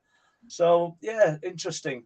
I'm mindful at time, and I think Les might have a few more questions, so I'll shut my mouth and just see whether he's got a... Yeah. And I'll just remind people who have just come onto this stream, or people who watch it in the future, the area Paul is talking about is in the UK, and it's East Yorkshire. And if you check on the map, you'll find the area. All right, and the areas Lee and Mick are talking about is in Lancashire, that way, on the opposite side of the country. So that's also worth checking out. And also, I've just got to remind people that Mick has got an interactive map, which I'll post onto the description of some of the sightings. The sightings are on there, and the description of the sightings are on there, aren't they, Mick? Yeah. So I'll post that up a bit later on. Okay, so just carrying on then. Let's have a look. Just a pointer to Lee from Tino, actually. He says the quarry in Stackheads near Backup, am I pronouncing it correctly, is active. Backup is active, Mick, he says. Yeah. We have been talking about that since Tino got in touch with me. Ah, right. Okay, so I've got something from Chris M, and he says, I went through the WITS video at Dane's Dyke very carefully and have caught multiple lights and what looks like eyes in the tree line at about 6 to 8 feet in the air. They caught something that night, the GR8 team.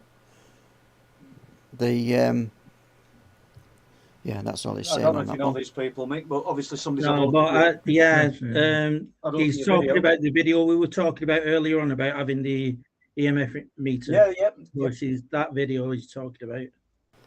Okay, so Twitchy Curtains is saying, what about the black shuck? You got anything to say on the black shuck? Which one? Right, We've had one from the top of the Rivington Pike. Now, looking at the history of Rivington Pike itself, I've come across there's an actual burial mound that has been excavated, but it's all just rough land now. And you do find that black dogs or black shuck, they tend to be around burial mounds as well. And I wonder whether the pagans at that time did ritual to bring these thought forms to protect that burial mound. What happened one night, there was a woman up there who'd gone up with a then boyfriend and a daughter to watch the sun go down. They'd not brought torches with them. And up there, when there's, when sun goes down, it gets very dark. And they'd gone up in midwinter as well. So it's one of them where 1 minute it's the ground's okay, but as soon as it starts going cold, you get total frost over everything. And she said they were up there, and all of a sudden this black dog came from nowhere. She said a running thought was to follow it, because they were up there. They didn't know which way to go down because there's loads of different paths on the way down. So they decided to follow this dog all the way down. They got so far and it would wait for them. But as they were getting closer to it, it would always walk in front. It wouldn't come to them. It wouldn't let them stroke it. It just made sure it was in front all the time. So they followed it all the way down to the bottom. When they got down to the bottom, it just went off to the left down this path and into the bushes. And they were more or less, like a 5-minute walk to the car then. Led to safety. Yeah. Yeah, it's interesting that, because we talk about the bar guest and people talk about it being some kind of portent of doom, this huge black dog. Well, there's other stories about it being some kind of guardian and some kind of a safety net for people who become lost. So a similar thing. Right, Les, go on. Yeah, Breaking the Clouds. The question is, Mick, where could someone find the most accurate / current ley lines map? I don't think there's one out there. I really don't. I have them for myself and my own research, but they're not public. Maybe one day I'll get it to where it is public, but I've been working on these for over since 2012, and it does take a long time because I'm not one for just looking at 3 sites. Well, it's more than 5 sites in a row, 5 sites of interest of like Neolithic or something like that. And I actually go to the places. I go there to feel what it's like. I try and talk to people around the area to see if they've got any stories from that area. So it takes a long time to do it. So, and I use it for my own research really, rather than putting it out there. But if anybody feels as though they're on a layer and they want to get in touch with me and talk about it, I'm more than happy to do that. Excellent. Yeah, I've got just a remark from Chris M to you, Paul. I think that fear came over you because maybe something was above you. Yeah, it's a possibility. It's only happened a couple of times. I mean, if me and Chris, me and Steve Ashbridge get up there, he often remarks on it because I think it was Sunday night I were up there on my own, And, we're talking about not recommending going up on your own, but I were up there Sunday night. No great acts of bravery, people. It's a dark, foreboding kind of place, but didn't feel anything unusual. Let's put it that way. But it has happened. Something could have been above it. I suppose it's speculation. We really don't know. Could have just been a bit of my own generated fear from somebody could have told me something particularly disturbing that's happened up there. Okay, let's. Okay. Yeah, I'll leave the 7 minutes with you guys, then a couple of minutes on the final question, and that is from Patricia Adams, right? Right. Pat's got another question. Is she excellent? So, well, no, it's good. Honestly, she's always got interesting questions, Pat. So, other members of the group besides Lee and yourself, have they had any weird experiences while they've been out with you that you've not shared in, but you've been told about? That night we're up there with the quarry. Do you want to tell that? Oh, that's when all four of us were there. But that was a strange night as well, because before we actually got there, you can't actually drive up there now because there's put a barrier at the bottom. But you used to be able to drive up there. So we parked the cars in a normal spot, and you more or less jump out of the car. You're in Killfield 1, what we called it.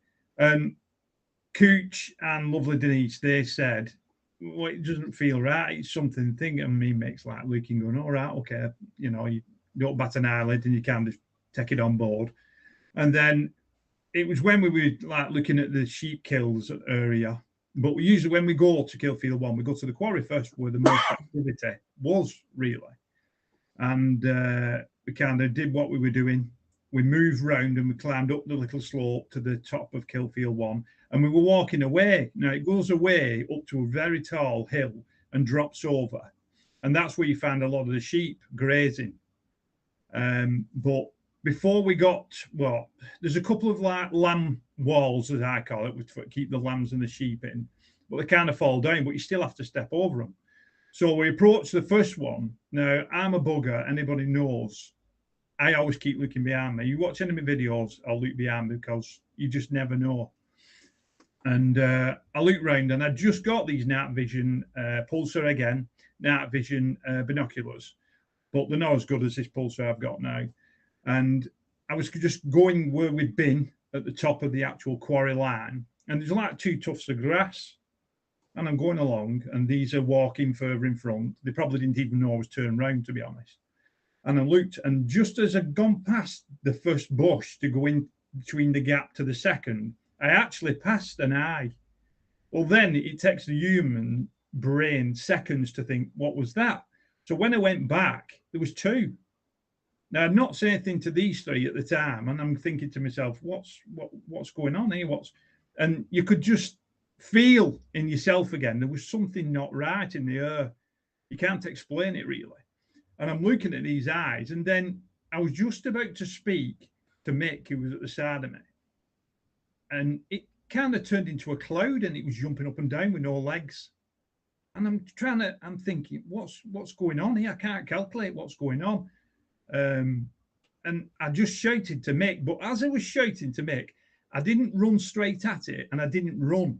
I kind of did a quick stroll in like an archway over to the right-hand side. So when I was shouting Mick, I was already moving. But before I got there, something in my head said, it won't be there, Lee. It'd be gone. It just will not be there. So I eventually got to the top, and it was right at the top of the edge of the quarry. And there was just nothing there. Anyway, Mick had told the other two, so they turned and they started coming back to me, and Mick caught up to me first. And he didn't know what was going on at the time. And I just said to Mick, what did you see? What did you see then? Because I was looking through night vision, don't forget, he had a torch. And he just said, there was definitely something then. It turned, and it was like dark, coarse hair. Well, I knew straight away I'd seen something. But I didn't see anything apart from the jumping cloud. And then, which is strange, but that's what it was in my head. Yeah, but you've got to think it's night vision, so it's it's negative. Yeah, but there's no legs or nothing, so I've just described it as a cloud. Yeah. So when the other two caught up to me and Mick, I think, was it Cooch who saw something? But no, it was Denise. The other way around, sorry. Lovely Denise saw something and Cooch didn't. And we just knew. But when you look over and drop down where we've just been, it's all fenced off. It's all fenced completely, and then you're straight into the quarry. It actually sits along the actual edge of the quarry, the big quarry. And it's just nothing. I mean, I went up the other week with Mick and that when the sheep killing started happening again. And I actually walked up to the same point, and there was a sheep looking direct at me. It didn't move. Right. I had the torch just quickly on it to see it move. It didn't move whatsoever. So I knew it weren't a sheep. And what else is there up there? Point taken. I know Les has got this last question to get in, and I've just got one question. Chat might like this. Is Les a Mick lookalike, or is Mick a Les lookalike? Gobsmack. Yeah. Yeah. Leave your comments below. Yeah, we've got Les on the screen now, and we'll just switch over to Mick and Lee, and I'll let the audience, the viewers. So last question then, Les, if you want.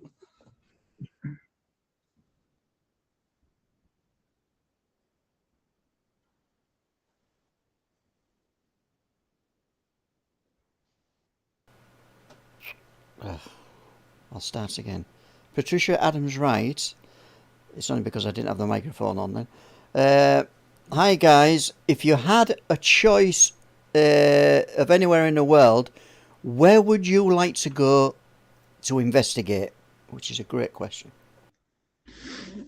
Who's going to run with that one? I wouldn't mind going to the Himalayas around that area. Might be a bit cold, but I wouldn't mind going around there and just for the experience and seeing if we do see anything. Well, speaking to indigenous people and and places that aren't often reported. Yeah, and having them taking us out as well to different areas. Yeah. And Lee, where would you go, Lee? I think there's a lot. Well, I mean, hardly anybody's been. I would say the Amazon rainforest. Really? I think it's so vast that I don't think we've discovered half of what's in there. Because I remember going to Australia, and there's some mountains called the Blue Mountains, and you stand on the actual decking, a metal decking, and you look down, and it's just a vast forest. And I was talking to my dad. My sister lives over there, and my dad asked my sister, and she said hardly anybody has been down there, to be honest. So wow, two great locations there. Yeah. And on that note, Paul, we've got to exit tonight's show. Yeah, and just like to say thank you very much, Mick and Lee, and thank you, Les, and everybody in the chat. Thanks very much. Thanks, you're welcome. Troopers and Wolflanders. And good luck with the film, Paul. Yeah, thank you. Okay. And Les. Thanks a lot. Yeah, okay then. So here we are. A great couple of guests on tonight. A lot of you will recognise these two, and they gave us some great accounts. So on that note, I'd like to thank everybody who's been on the stream tonight. I'd like to thank Sky, who's been our moderator. Alison was in there as well, and probably Alison will be doing the moderating next week. I don't know who's on next week, but or do we, Paul? I don't at the moment, people, as we've been busy with other things, so as you can see, Paul's not that organised. But we shall be doing something. I've got loads of things to talk about, so I don't mind just sitting here. If between now and next week, Les, if people want to just get loads of questions ready for us to fire up, just get them sent to Les, myself, or Sky, or Alison. Yeah, we might just have a bit answer ourselves. Yeah. Right, okay, on that note then, I've got to thank everybody again, and we'll see you all next time.